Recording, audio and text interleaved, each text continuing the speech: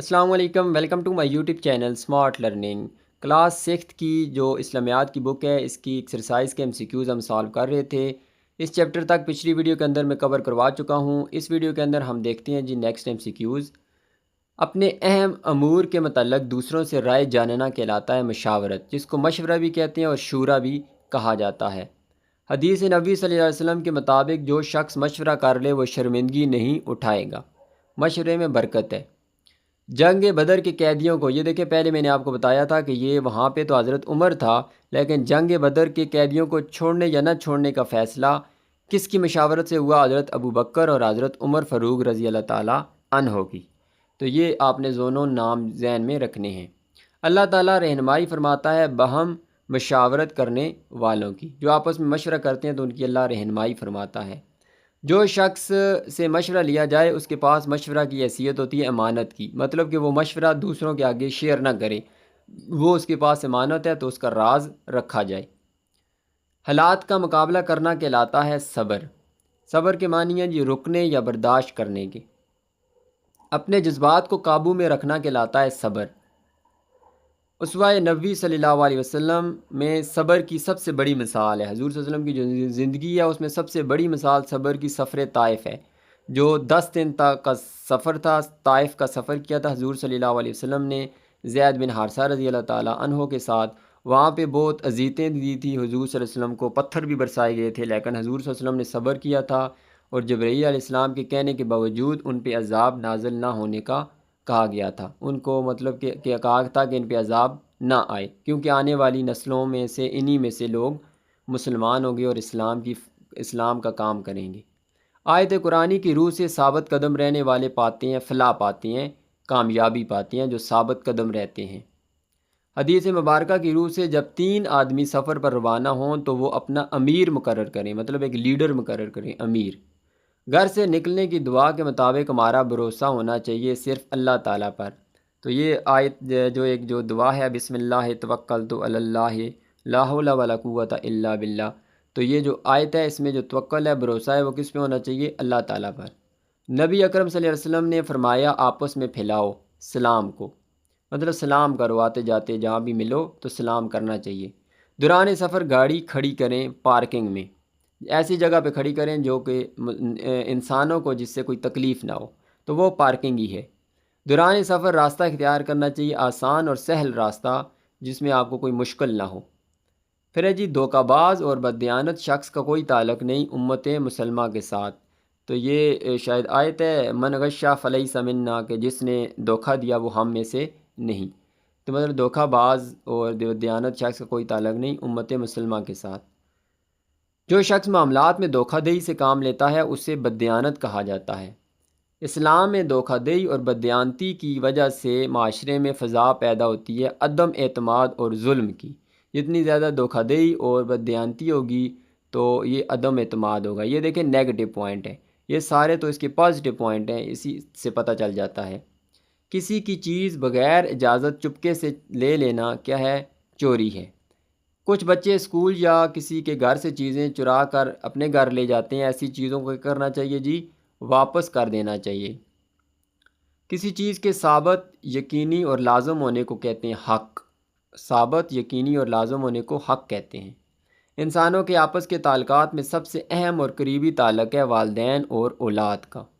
قرآن مجید میں جا بجا اللہ تعالیٰ کے حقوق کے ساتھ ذکر ہے جی والدین کے حقوق کا، جگہ جگہ اللہ کے حقوق کے ساتھ والدین کے حقوق کا ذکر آیا ہے۔ حدیث مبارکہ کی روح سے جنت میں داخل نہیں ہوگا رشتہ داروں سے تعلق توڑنے والا۔ در حقیقت راہ نجات ہے حقوق اللہ کے ساتھ ساتھ حقوق العباد کی ادائیگی۔ اللہ کے حقوق بھی ادا کرو اور جو لوگوں کے حقوق ہیں ان کو بھی ادا کرو، تو تب ہی آپ کو نجات ملے گی، کامیابی ملے گی۔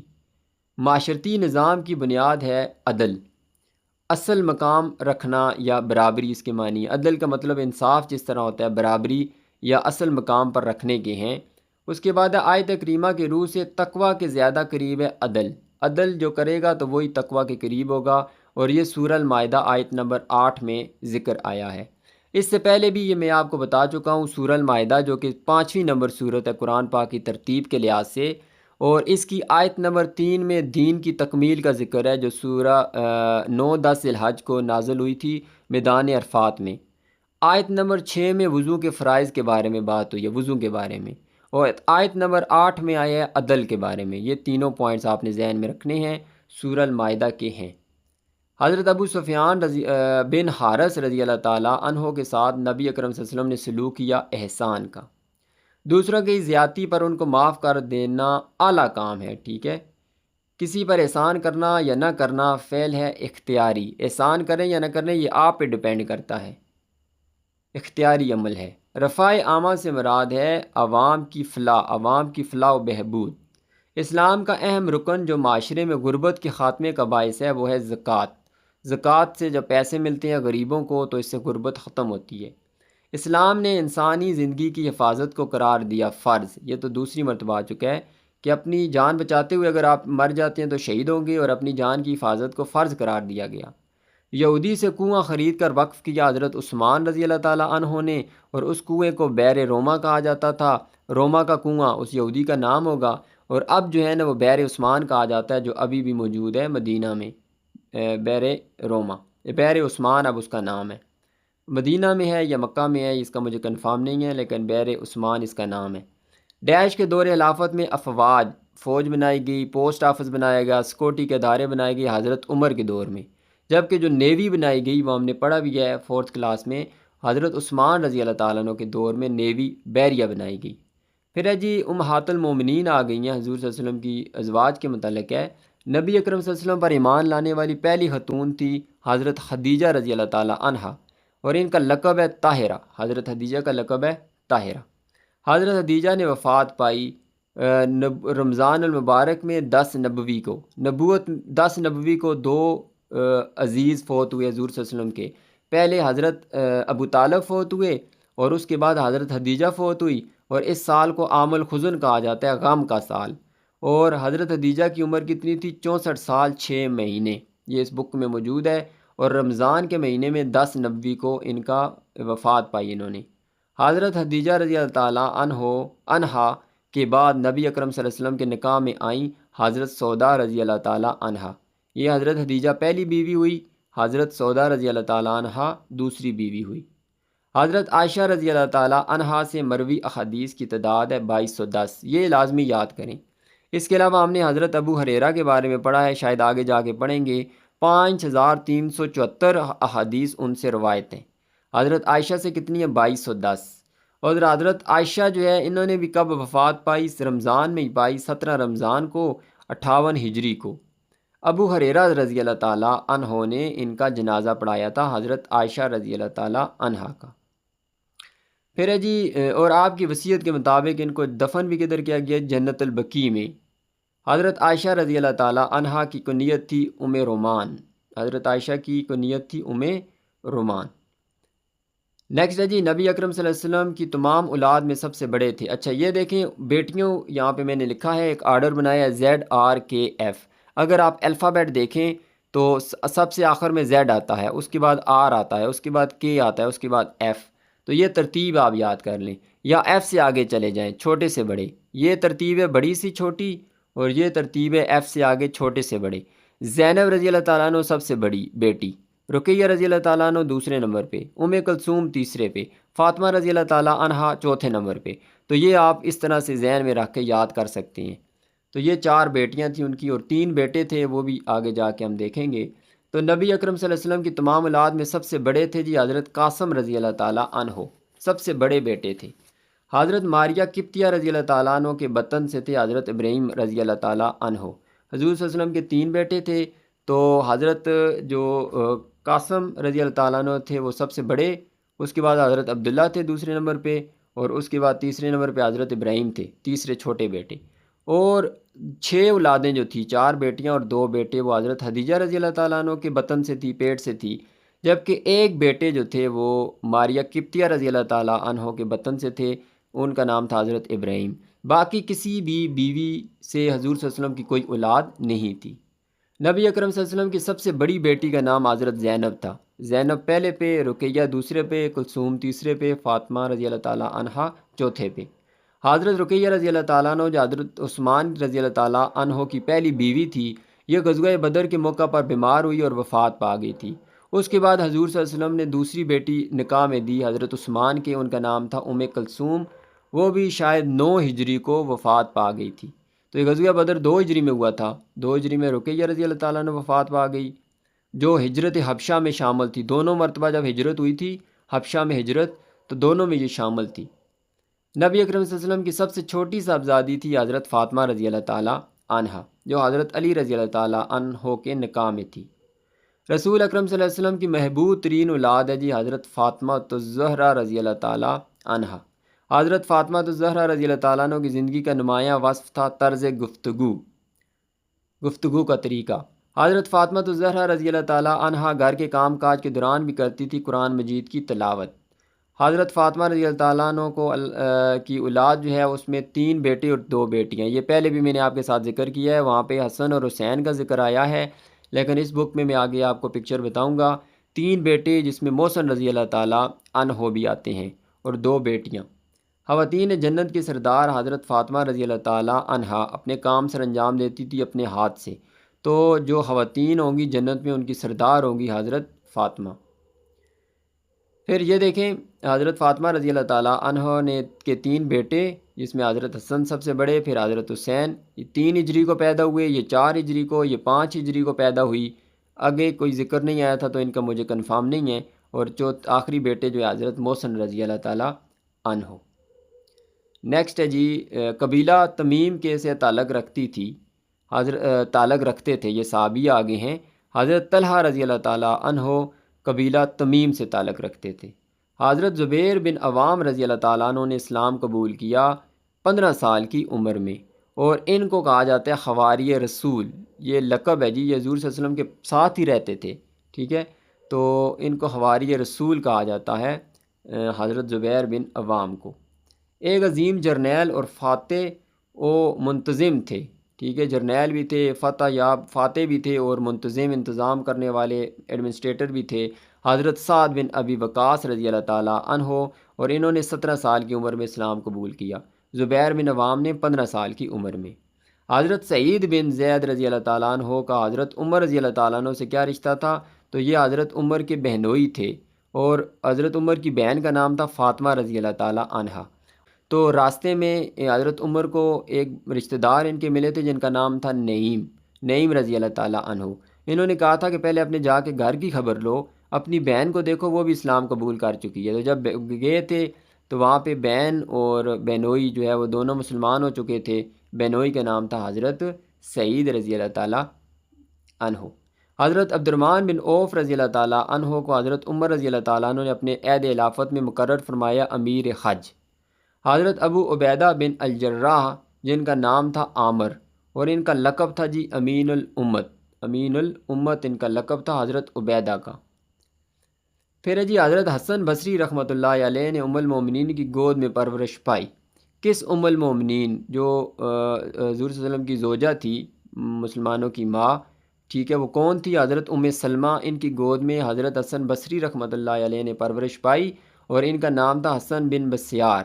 21 ہجری میں پیدا ہوئے، مدینہ میں یہ پیدا ہوئے تھے حسن بصری رحمۃ اللہ علیہ۔ سید الطائفہ لقب ہے حضرت جنید بغدادی رحمۃ اللہ علیہ کا۔ 215 ہجری کو پیدا ہوئے، یہ بغداد میں پیدا ہوئے، حضرت جنید بغدادی اس وجہ سے ان کو کہا جاتا ہے، اور سید الطائفہ ان کا لقب ہے۔ حضرت جنید بغدادی رحمۃ اللہ علیہ کے آباء و اجداد کا تعلق کردستان کے شہر نہاوند سے تھا۔ جنید بغدادی کے جو آباء و اجداد تھے کردستان کے شہر نہاوند۔ صوفی اللہ تعالیٰ کی رضا کو دنیا کی ہر شے پر ترجیح دیتے ہیں۔ صوفی جو ہے اللہ تعالیٰ کی رضا کو ہر شے پر ترجیح دیتے ہیں۔ حضرت عبداللہ شاہ غازی رحمۃ اللہ کا مزار کراچی میں ہے، کلفٹن میں، یہ بھی امپورٹنٹ پوائنٹ ہے۔ نیکسٹ ہے جی حضرت امام جعفر صادق رحمۃ اللہ علیہ کے والد کا نام تھا حضرت امام محمد باقر رحمۃ اللہ علیہ۔ امام جعفر کے والد کا نام امام باقر۔ حضرت امام جعفر صادق رحمۃ اللہ علیہ نے زندگی کا زیادہ حصہ گزارا مدینہ منورہ میں۔ بلند علمی مقام کی بنا پر امام ابو حنیفہ رحمۃ اللہ علیہ کو اعلیٰ منصب کی پیشکش کی گئی، جج کی، تو کوفہ کے جج کی ان کو پیشکش کی گئی حضرت امام ابو حنیفہ کو۔ الموطا تصنیف ہے، الموطا جو ہے یہ تصنیف کس کی ہے؟ امام مالک بن انس رضی اللہ امام مالک بن انس رحمۃ اللہ علیہ کی تصنیف ہے الموطا۔ یہ بھی پیپر میں آ چکا ہے، ایٹا کے پیپر میں۔ حضرت امام مالک رحمۃ اللہ علیہ بن انس کے دادا حضرت مالک بن ابو عامر شاگردوں میں سے تھے، صحابہ رضی اللہ تعالیٰ عنہم کے شاگردوں میں سے تھے ان کے دادا حضرت مالک بن ابو عامر۔ نیکسٹ ہے جی ہمارے پاس حضرت خالد بن ولید۔ آسان چیپٹر ہے لیکن امپورٹنٹ ہے۔ حضرت خالد بن ولید جلیل القدر صحابی ہونے کے ساتھ ساتھ عظیم فاتح بھی تھے۔ حضرت خالد بن ولید کا تعلق بنو مخزوم سے تھا، یہ لازمی یاد رکھنا ہے، ان کا تعلق کس خاندان سے تھا؟ بنو مخزوم سے۔ دعوت اسلام کی ابتدا کے وقت حضرت خالد بن ولید کی عمر تھی تقریباً 24-25 سال تھی، 24-25 سال دونوں آپ نے ذہن میں رکھنا ہے جب اسلام کی ابتدا ہوئی تھی۔ نبی اکرم صلی اللہ علیہ وسلم نے شام کی طرف مجاہدین بھیجے، جو کہ جنگ موتا جو تھی، مارکہ موتا تھی، اس میں تقریباً 1 سے 2 لاکھ مخالفین تھے، 2 لاکھ کا ذکر آیا بک میں۔ 8 ہجری کو یہ ہوا تھا، 3000 مسلمان تھے، ٹھیک ہے۔ اس میں حالانکہ 3 لیڈر جو ہے وہ حضور صلی اللہ علیہ وسلم نے مقرر کیے تھے کہ ایک بندہ شہید ہو گیا تو دوسرا جھنڈا لے گا، دوسرا شہید ہوا تو تیسرا، تو وہ تینوں شہید ہو گئے تھے، عبداللہ بن رواح تک تینوں شہید ہو گئے تھے۔ تو اس کے بعد پھر حضرت خالد بن ولید نے کمانڈ کی تھی اور مسلمانوں کو فتح دلائی تھی۔ حضرت خالد بن ولید رضی اللہ تعالیٰ عنہ نے جھوٹے نبیوں کا خاتمہ کیا عہد صدیقی میں، ابو بکر صدیق رضی اللہ تعالیٰ عنہ کے دور میں۔ اور کون تھے جی؟ طلیحہ اسدی اور مسیلمہ کذاب، یہ جو جھوٹے نعوذ باللہ نبوت کا دعویٰ کر رہے تھے، ان کا خاتمہ کیا۔ حضرت خالد بن ولید رضی اللہ تعالیٰ عنہ کو عزا نام کا بت توڑنے کے لیے بھیجا گیا۔ عزا امپورٹنٹ پوائنٹ ہے۔ نبی اکرم صلی اللہ علیہ وسلم نے حضرت خالد بن ولید کو سیف اللہ کا لقب دیا، اللہ کی تلوار، کیونکہ انہوں نے 9 تلواریں توڑی تھی جنگ موتا میں۔ حضرت خالد بن ولید نے شام کے شہر حمص 61 سال کی عمر میں 21 ہجری کو وفات پائی۔ حمص شہر تھا شام کا، وہاں پہ ان کی وفات ہوئی تھی، 61 سال عمر تھی اور 21 ہجری تھی۔ پھر جی یہاں خالد بن ولید، ان کے بھائی کا نام تھا ولید بن ولید، والد کا نام تو ولید تھا، خالد ان کا نام تھا، بھائی کا نام بھی ولید تھا، ابو کا نام بھی ولید تھا۔ قبیلے کا نام تھا قریش، قبیلے کا نام، خاندان جو تھا نا وہ بنو مخزوم تھا لیکن قبیلہ قریش تھا۔ لقب تھا سیف اللہ، اللہ کی تلوار۔ قابلیت عظیم کمانڈر تھے، گھڑ سوار تھے، نیزہ باز تھے، شمشیر زن تھے، شمشیر چلاتے تھے۔ والد کا نام تھا ولید بن مغیرہ۔ کس حیثیت سے مشہور ہوئے؟ اور ان کے بارے میں یہ بات مشہور ہو گئی تھی، جس لشکر کی قیادت آپ کریں گے تو اسے شکست نہیں ہو سکتی، مطلب عظیم کمانڈر ان کو سمجھا جاتا تھا۔ پھر ہے جی یہاں پہ کچھ صحابی ہیں، ان کے لقب ہیں۔ امین الامت تو ابھی ہم نے دیکھا تھا، عبیدہ بن الجراح امین الامت۔ حواری رسول بھی ہم پڑھ چکے ہیں، زبیر بن عوام رضی اللہ تعالیٰ عنہ۔ اور اسد اللہ و اسد الرسول ہی، تو مطلب کہ اللہ کا شیر، تو یہ حضرت حمزہ بن عبد المطلب کا لقب ہے، آپ صلی اللہ علیہ وسلم کے چچا کا۔ پھر جی یہ شاید آخری چیپٹر ہے۔ نبی اکرم صلی اللہ علیہ وسلم نے ایمان کا حصہ قرار دیا طہارت و پاکیزگی کو۔ ماحول کی آلودگی ایک مسئلہ ہے، بین الاقوامی مسئلہ ہے یہ، جو انوائرمنٹل پولوشن ہے۔ غیر ضروری چیخ و پکار اور بلند آواز میں بولنا صوتی آلودگی ہے، نائز پولوشن ہے، آواز کی آلودگی۔ گلوبل وارمنگ کا بہترین حل کیا ہے؟ شجرکاری کی جائے، درخت لگائے جائیں۔ زہریلے مادوں کا ہوا میں شامل ہونا فضائی آلودگی ہوتا ہے، ایئر پولوشن۔ جانور کا سب سے پہلا حق ہے کہ اسے کھانے پینے کا خیال رکھا جائے اس کا۔ نبی اکرم صلی اللہ علیہ وسلم اپنے آنسوؤں اور آواز کے ذریعے شکایت کی تھی، ایک اونٹ نے کی تھی، اور وہ اونٹ تھا کسی انصاری کا۔ حدیث رسول صلی اللہ علیہ وسلم کے مطابق لعنت کا مستحق ہوگا جس نے جانور کو داغا، جانور کو داغا۔ جانوروں کی لڑائی پر شرط لگانا شکل ہے جی جوئے کی ایک قسم ہے یہ۔ بنی اسرائیل کی ایک بدکار عورت تھی، لیکن اس کی مغفرت اس وجہ سے ہو گئی کہ اس نے کنویں سے پانی نکال کر پلایا تھا ایک پیاسے کتے کو، اپنے موزے کے ذریعے، موزہ ڈال کے پانی نکال کے کتے کو پلایا تھا۔ تو یہاں تک یہ 6th کلاس کی بک کے بھی MCQs مکمل ہو چکے ہیں۔ امید کرتا ہوں آپ کو ویڈیو پسند آئی ہوگی۔ انشاءاللہ نیکسٹ ویڈیوز میں ہم 7th اور 8th کلاس کو بھی کور کر لیں گے۔ اجازت چاہوں گا، اللہ حافظ۔